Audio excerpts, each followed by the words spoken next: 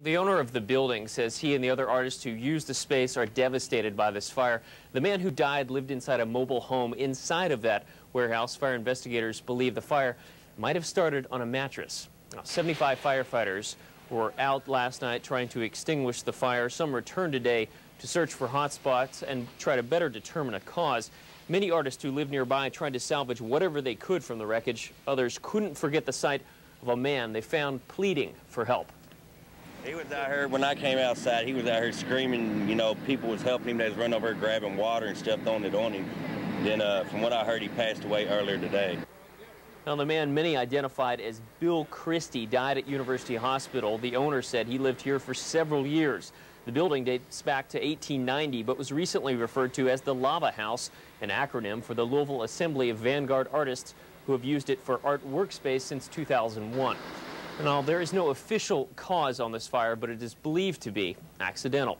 The blaze broke out just before 11 in the 900 block of Shelby Parkway, destroying a couple of buildings and damaging several others. Haley Lampert was on the fire scene last night, and she's back there this evening with more on tonight's big story.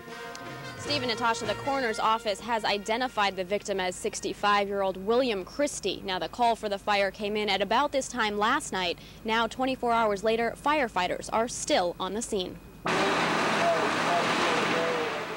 One of the people that live here called me and said the house is on fire. Come quick. And I came. Seedmore Loki could only stand and watch as his home and everything inside burned to the ground. I feel obliterated. I don't even know how I feel. It just didn't seem very real. It was surprising. A 3-alarm fire broke out late Saturday night at a warehouse in the 900 block of Shelby Parkway. Flames poured out of the warehouse, spreading to nearby buildings as crowds of people stood watching. The fire destroyed a 2-story apartment building next door and damaged nearly a dozen other nearby buildings. When firefighters arrived on the scene, they found Bill Christie severely injured, laying on the sidewalk. He was transported to University Hospital, but died Sunday afternoon. We were very close with Bill. He's a good friend, and we all loved him dearly. Christie's brother says the 65-year-old had been living in a mobile home at the warehouse for about 10 years. He says Christie lived life to the fullest and served as a father or grandfather figure to the artists who gathered there. I think we're all having a pretty hard time absorbing the gravity of the situation. Firefighters worked through the night to get the situation under control. And on Sunday, arson investigators returned to the scene, sorting through the rubble to figure out how the fire started. They're trying to figure out what caused the fire. The firefighters on the scene were calling off hot spots for where the building collapsed. One building collapsed, another ravaged by fire, and one life cut short. I don't think it's really hit me yet. I don't think it's really hit any of us completely. Now, we're told firefighters will be staying here at the scene until fire officials complete their investigation. No word yet on the cause of the fire. At this point, they haven't determined one way or another whether it was arson. As for Christie, an autopsy is scheduled for tomorrow. The cause of death is still pending. Hot spots still burned this afternoon in the rubble that was once an artist's haven. We had done a lot of music shows and art shows on and off, and we made art and really just had a community going here, and we were like a little family. Minus one member of that family today. Bill Christie was inside the warehouse when the fire started. He died this afternoon at University Hospital. Witnesses say the blaze may have started in his woodworking shop that was housed inside. 75 firefighters arrived on the scene around 11:45 last night and pulled Christie from the building and evacuated 4 other residents who lived there. Within a short amount of time, from what I understand, approximately a minute and a half, the fire started to show through the roof.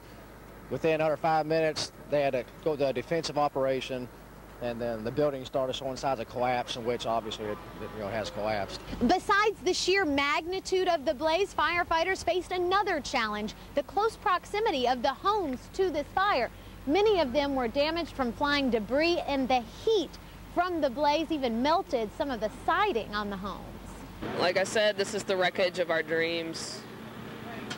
We're going to have to get a new warehouse now. The Lava House, that stands for the Louisville Assembly of Vanguard Artists. It came together in 2001 as a place for artists to rent workspace.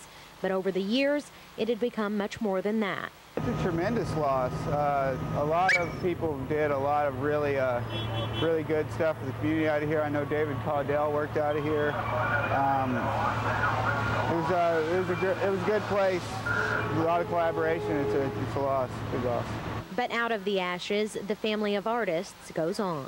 People will continue to persevere and work on their art. You know, that's kind of the point. And things like this will, you know, be a source of probably some inspiration to move forward. Kelsey Starks, WHAS 11 News.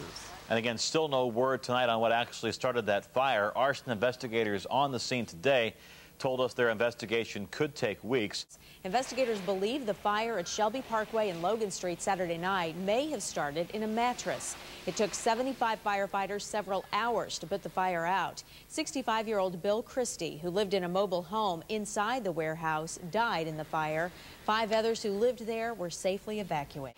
Investigators still have not identified the exact cause, but say they think the fire may have originated in or near a trailer inside the warehouse. Space heaters in the area where the fire originated, so we're kind of focusing on those issues.